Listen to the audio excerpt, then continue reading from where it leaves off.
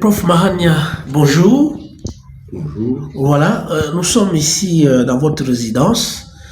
Nous sommes venus vous voir pour que vous puissiez brièvement nous parler d'un ouvrage qui est apparu il n'y a pas longtemps, cette année d'ailleurs, intitulé L'implantation de l'Église catholique à Mongoluala, Luozi, République démocratique du Congo, 1923 et 2023, voilà, 1923-2023. Évidemment, presse de l'Université libre de Luozi, 2023. Alors, nous avons été très intéressés pour en savoir la quintessence, n'est-ce pas, de cet ouvrage. Est-ce que vous pouvez nous en faire une petite économie? Bon, merci beaucoup pour cette visite. Bon, je dois dire que je suis intéressé aux études du Congo en général et aux études de Manianga en particulier.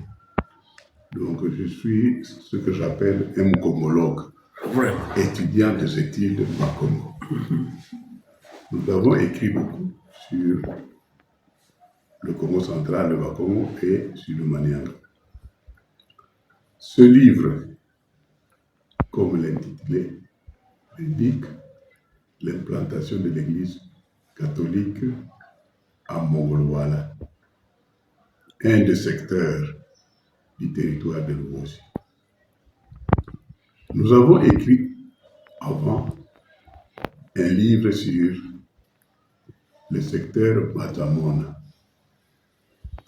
Et quand ce livre est sorti, des amis de Mongoluala, dont Dr Gabriel Nsemi, avaient lu ce livre et ils sont venus me voir. Ils me disent, vous avez écrit sur Batamona, pourquoi pas sur Mongoluala? Et j'avais accepté. J'ai commencé des recherches et je suis arrivé à voir un document de plus de 700 pages sur Mongoluala. Et je me suis dit, qui va lire les 700 pages? Alors j'ai réparti ce document en 5 volumes. Le premier volume s'occupe de l'occupation politique de Mongoluala. Le deuxième volume, c'est sur l'implantation de l'église protestante à Mongoluala. Le troisième, c'est sur l'implantation de l'église catholique à Mongoluala. Le quatrième, c'est sur les personnes légendaires de Mongoluala. Et le cinquième, c'est sur Mwanda Tsemi. Dans cet ouvrage, l'auteur retrace l'histoire de l'implantation de l'Église catholique au secteur Mongoluala, un des 10 secteurs du territoire de Luozi et un des 10 territoires de la province du Congo central en République démocratique du Congo par les missionnaires rédemptoristes belges.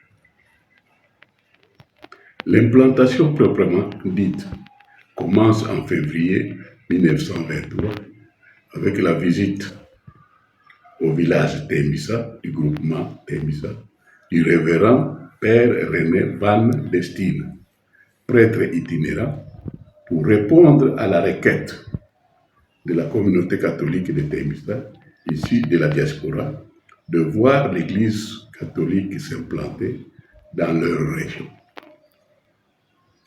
Le révérend Père René Van Destine quitte Kinkenda vers Mangebo en février 1923 dans le but d'implanter l'Église catholique à Mongoluala, une région déjà évangélisée depuis 1900 par les missionnaires protestants suédois de l'Église libre suédoise.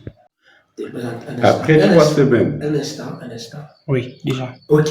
Après 3 semaines d'apostolat à Temissa, le révérend Père Van Destine, regagnant Kinkenda, son poste d'attache, laissant derrière lui une communauté comptant plus de 500 fidèles encadrés par 9 catéchistes. Allez-y. C'est ainsi que débuta l'œuvre apostolique à Mongolwala, qui donna naissance en 1947 à la paroisse Saint-Joseph de Massangi et en 1917 et en 2017 à la paroisse Saint-Augustin de Kouni. L'Église catholique, engagée dans l'évangélisation de Bissim Mongolwala à travers la pastorale de proximité, l'enseignement, la médecine et l'apprentissage de métiers, a des temples et des chapelles, des établissements scolaires et des centres médicaux parsemés à travers tout le secteur de Mongolwala. L'œuvre apostolique des missionnaires ne consistait pas seulement à convertir les Badondo à la foi judéo-chrétienne, mais aussi à aider les populations locales, surtout la jeunesse, à intérioriser, à s'approprier, voire à maîtriser l'éthique chrétienne catholique et les éléments positifs de la civilisation judéo-chrétienne, à savoir la science, la technologie et l'art d'organisation, éléments qui font défaut à la civilisation Congo. Afin de mettre en exergue comment les chrétiens catholiques de Mongolwala ont intériorisé la foi judéo-chrétienne, l'éthique chrétienne catholique et les valeurs scientifiques, technologiques et managériales, le dernier chapitre de ce livre examine l'œuvre sociale lancée par Dr Gabriel Ntsemi et son épouse Yaya Nadia Fresato, sachant que le premier est le produit direct de l'œuvre apostolique à Mongolwala. Le travail met également en exergue la contribution de la population locale à l'œuvre apostolique. Les différents clans ont donné la concession où est bâti le poste de Massangi. Les émissaires étaient envoyés au poste des missionnaires pour demander l'envoi des prêtres dans leur région. Ces émissaires le faisaient bénévolement. La population ou les populations ont participé gratuitement aux différents travaux de construction. Elles ont appuyé financièrement et matériellement aux travaux d'implantation. Elles ont répondu positivement à la pratique de dîme à laquelle le fidèle donnait le 10e de son avoir à l'œuvre de Dieu. Aujourd'hui, beaucoup de finalistes ou les anciens élèves des établissements scolaires sont devenus des bienfaiteurs à l'œuvre apostolique de Mongolwala. Citons-en ici parmi les bienfaiteurs Dr Gabriel Ntsemi Kai Zamponga et son épouse Yaya Nadia Fresato. Rappelons-le que l'œuvre apostolique à Mongolwala a bénéficié de l'appui de la part du gouvernement colonial qui mettait toutes sortes d'appuis, tant financiers que matériels, à la disposition de la mission de Massangi.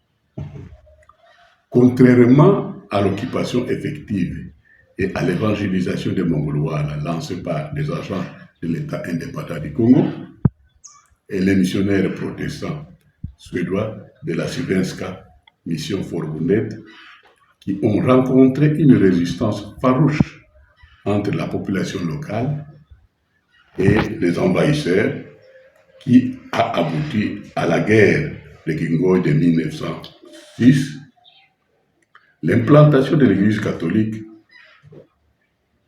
au secteur Mongolwala n'a pas rencontré de résistance de la part de la population comme ce fut avec les protestants. Sans le vouloir, cette présence a facilité la pénétration de l'œuvre apostolique des prêtres rédemptoristes au secteur mongolois. Avec cette tradition, il n'est pas étonnant que ces trois acteurs de la colonisation politique et spirituelle vivent dans l'esprit de tolérance, donc l'écuménisme. Si l'État du Congo belge et la mission protestante ont été implantés par l'autorité coloniale et par la Sylvenska Mission Forbundet, donc le CMF, l'Église catholique à Mongoloala est par contre le produit de la congrégation rédemptoriste de Belgique. Ces trois structures sont chacune intimement liées à leur fondateur. Au départ, les missionnaires avaient procédé par la formation des collaborateurs congolais en qualité de catéchistes enseignants qu'ils avaient soit placés dans des villages pour instruire les enfants et convertir les adultes, soit placés dans des fermes chapelles, toujours pour l'instruction des enfants et la conversion des adultes. Les catéchistes enseignants, donc Mvungi, étaient le fer de lance de l'œuvre apostolique. Il instruisait et présidait la prière. En qualité de modernisateur, il patronnait le programme de développement social et économique au niveau du village. Il avait également la tâche de former les catéchumènes destinés à recevoir les sacrements d'initiation. C'est ici où demeure la mission évangélisatrice et modernisatrice que s'était assignée l'Église catholique sur les Badondo à Mongoloala, territoire de Luozi, province du Congo central en République démocratique du Congo. Les informations relatées dans ce livre sont le fruit des recherches effectuées par le professeur Kimbianga Mahania. L'histoire étant dynamique, il est souhaitable que les recherches sur le secteur mongolois en particulier et la vallée de l'Ouala en général se poursuivent pour approfondir les connaissances sur le territoire de l'Uozi et sa population. Merci. Oui, professeur, vous parlez de l'implantation de l'Église catholique à Mongoloala, l'Uozi, République démocratique du Congo 1923 à 2023. Et j'ai vu dans les livres, chapitre 8, je ne me trompe pas, la page 91, oui, 91, oui, vous parlez, chapitre 8, Dr Gabriel Semi et Nadia Fresato, des partisans de la modernité. Comment vous liez l'implantation de l'Église catholique à Mongoloala ainsi que ces couples, Gabriel Semi et Madame Nadia Fresato? Bon, nous venons de dire que l'Église catholique, les missionnaires, pour implanter leur église à Mongoloala, ils avaient besoin de collaborateurs. C'est ainsi qu'ils ont monté des écoles où ils ont formé des leaders de Mongoloala. Et un de ces leaders, ou un des élèves qui était formé à Massangi, c'est le docteur Nsemi. Alors c'est ainsi que nous avons voulu montrer le résultat du travail de l'Église à travers la vie et l'œuvre sociale du docteur Nsemi. Ok. Voilà les liens. Ok. Alors nous avons... Les partisans de la modernité. Oui, puisque eux, ils ont vu que l'avenir, docteur Nsemi, a vu que l'avenir de Mongoloala dépend de la capacité de la population et pourquoi de son élite d'intérioriser la science la technologie et l'art d'organisation. On n'ira nulle part si la population n'intériorise pas et ne maîtrise pas ces éléments qui font défaut de notre culture. Ils intériorisent ça, tel que pour les couples, dans leur fondation, la fondation Alliance. Oui, alors. Que vous avez parlé d'ailleurs dans le livre. C'est pourquoi, comme je viens de le dire, Oui. que nous avons décrit la vie de Dr Nsemi et ses œuvres pour montrer comment est-ce que la population de Mongolo-Wala a intériorisé le message des missionnaires, puisque eux-mêmes, ils sont devenus des bienfaiteurs pour appuyer le travail de l'Église. Ok, et le livre, où est-ce qu'on peut en trouver maintenant? Bon, le livre, c'est que comme je viens de le dire, que le livre, l'impression. Oui. Si les recherches ont été financées par mes enfants, oui. Mais l'impression, les frais d'impression ont été financés par Dr Nsemi. Oui. Alors c'est ainsi que... Allez-y. C'est ainsi qu'il y a une partie de stock qui est chez Dr Nsemi. Ouais. Et je pense qu'il est en train de le distribuer et de le vendre. Oui. Et nous aussi, nous avons une partie que nous sommes en train de le distribuer et de le vendre. Si vous voulez nous contacter, nous sommes à Limité, notre bureau est à Limité, et puis à Louosi, à la bibliothèque municipale de Louosi, il y a une quantité qui a été envoyée, et nous avons un agent qui est là-bas, à qui nous allons remettre une quantité pour qu'il puisse distribuer les livres à travers le secteur mongolois. Et ici, contactez Dr Nsemi. Ici à Kinshasa, c'est Dr Nsemi. Oui, d'accord, on mettra les adresses. Ok, merci beaucoup, professeur, de votre disponibilité.